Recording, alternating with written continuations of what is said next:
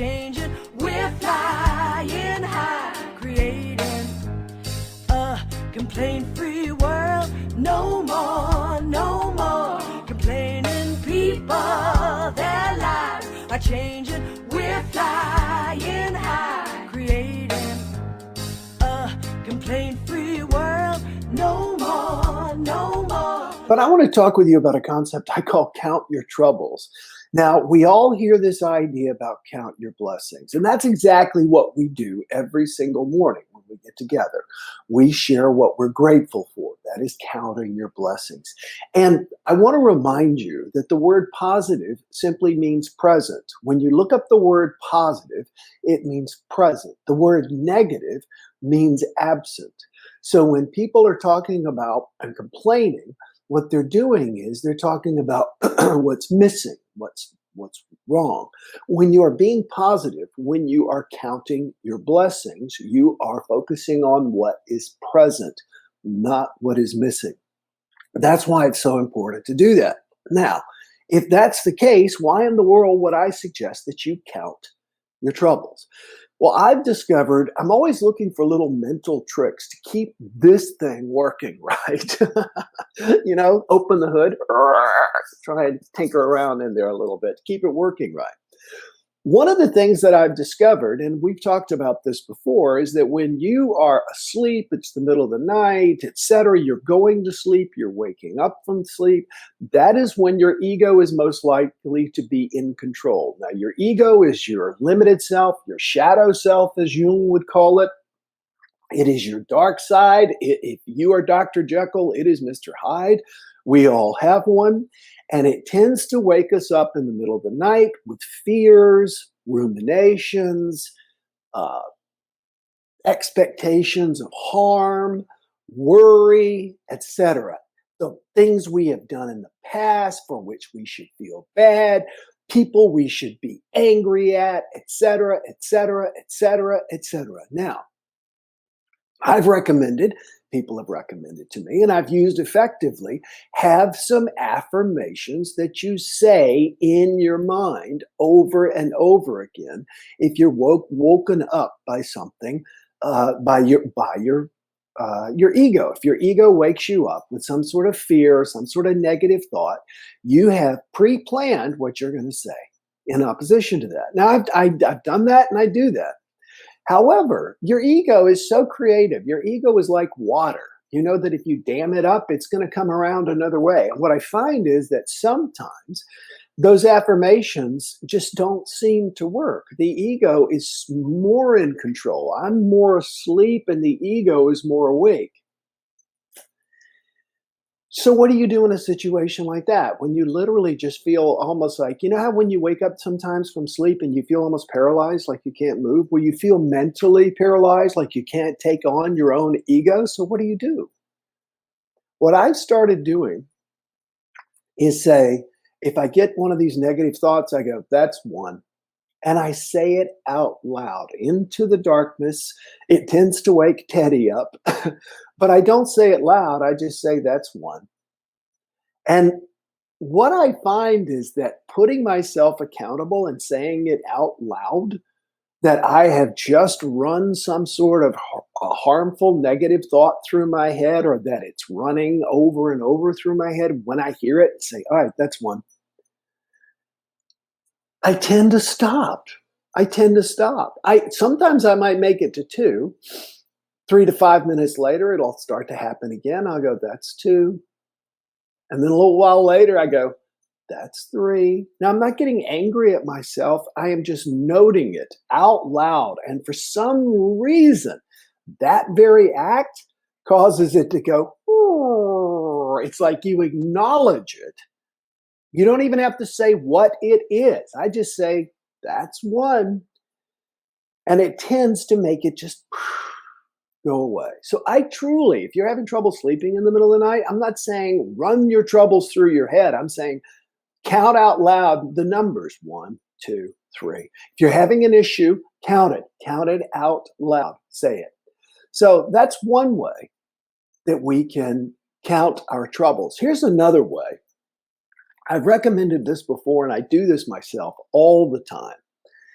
If you've got something that is challenging to you because of the amount of time that you think it's going to take, count it, time it, time it. Here's what I mean. If I run into a computer issue or something like that, or my phone's not working or whatever, and I'm sure it's going to take days to get it fixed. You know how after we've had an issue, we are always like, oh man, this took me like 3.5 hours. Well, it didn't take you 3.5 hours. Thing was, you never counted it. The reason you don't count it is the less you count it, the more you can make yourself a victim of it. And then you have something to talk about, to get attention. So what I recommend is count it. One of the things that Waze has started doing, it's one of the map softwares for apps for your phone. By the way, I've yet to find one that hasn't taken me at least way off course one or multiple times. And that's not a complaint. That's a statement of fact. I'm calling on the app developers to continue to upgrade these. And one of the things, though, that I love about Waze, W-A-Z-E, is that if you come upon traffic, which happens a lot between here and Miami, if you come upon traffic and you're like, man, the cars are completely stopped and you haven't seen anybody move in about 5 minutes, you've got your car in park. Inside, we tend to start going, man, this is going to add another hour to my commute. I'm going to be stuck here for an hour. You know what Waze does? Waze says, delay in traffic, 8 minutes. And then all of a sudden you go, oh, okay, well, I can do another 8 minutes of this. 8 minutes isn't so bad. When we start to do something that seems like it's going to take forever, one of the best things we can do is really time it, believe it or not, because then we look back on this and we discover how little time it actually took.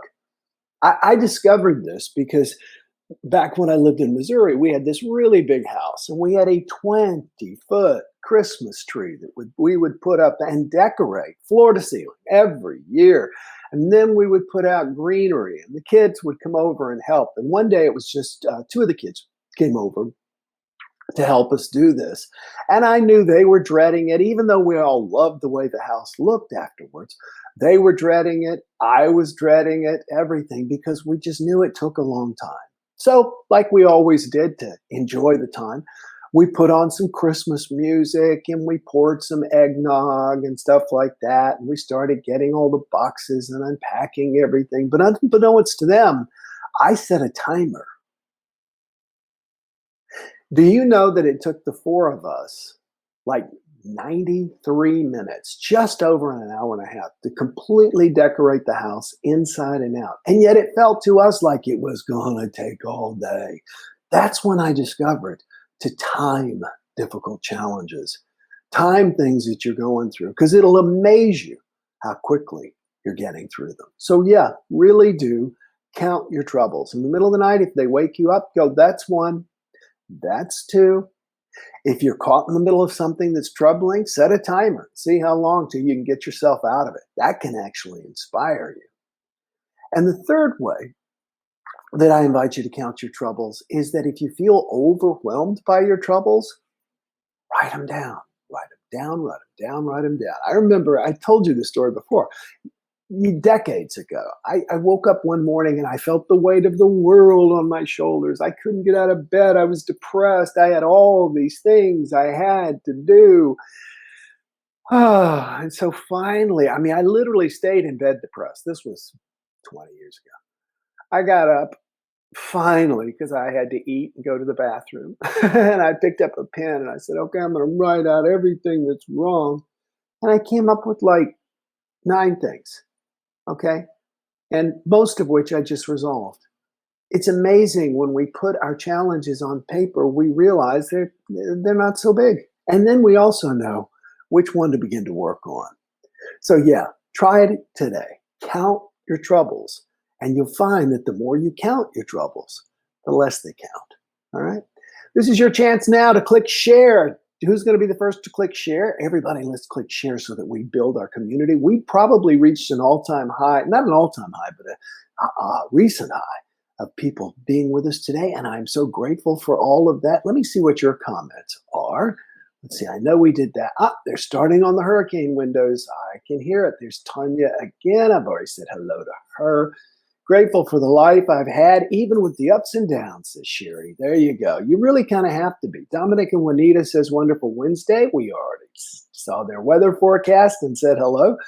I'm grateful for my family, says my buddy Jerome. Kathy Cruz says, I love hearing everyone's gratitude. Don't you? Don't you, though?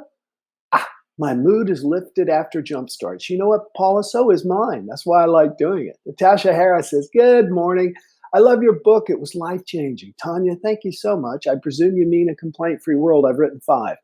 I am grateful for the pain and stiffness in my knee has dissipated overnight. Lynn, that's awesome. Michelle says, you spend more time worrying about it than it would take to address the problem and move on. Isn't that the truth, Michelle? Once we do that, we're on our way.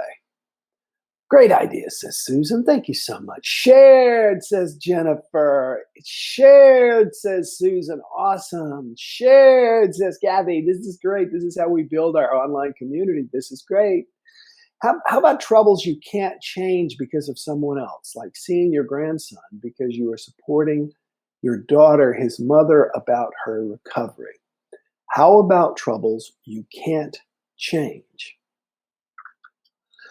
Well, looking at it from this context, you have to truly accept it. I mean, if there is absolutely nothing that can be changed, Sherry, then when you say acceptance, then truly right now accept. My suggestion would be in your mind to build a vision of what the future is going to be like and how you are going to be able to spend time with your grandson, etc. Big question. Big question. Shared, love it, says Linda. Thank you so much. Tanya says, yes, that's the one. Oh, good, got it. Thank you for clarifying. I'm grateful. I would rather focus on blessings rather than my problems. I get it. Ashley Day says, shared. Yes, I get it. The most important thing you can do is just walk around and say, thank you, thank you. Thank you for this. I'm grateful for this. I'm grateful for that. We tend to forget it. And sometimes it's hard because our ego takes control. And that's what I wanted to give you the tools for today so that you can address that. Thanks, everybody, for being with me today. I know what tomorrow we're going to talk about. Tomorrow we're going to do what I call stop losing your emotional heat. Stop losing your emotional heat. So if you want to learn about that, join us tomorrow because that's what we're going to talk about. Real quick. Natasha says, definitely share my leadership community. Love your posting videos. Thank you so much. COVID has taught us a lot, says Linda Starr, and some things we have absolutely no control over. That's exactly right. Read the book, Anti-Fragile. Those are called Black Swan moments. You're right. There's always going to be something we can't do something about. And it should ideally help us. Sherry says, thank you for the advice. Bless you all. Thank you so much. Look forward to seeing you all tomorrow. Enjoy today. All right? No more complaining. People, their lives are changing. We're flying high, creating a complaint-free world. No more complaining. People, their lives are changing. We're flying high, creating a complaint-free world.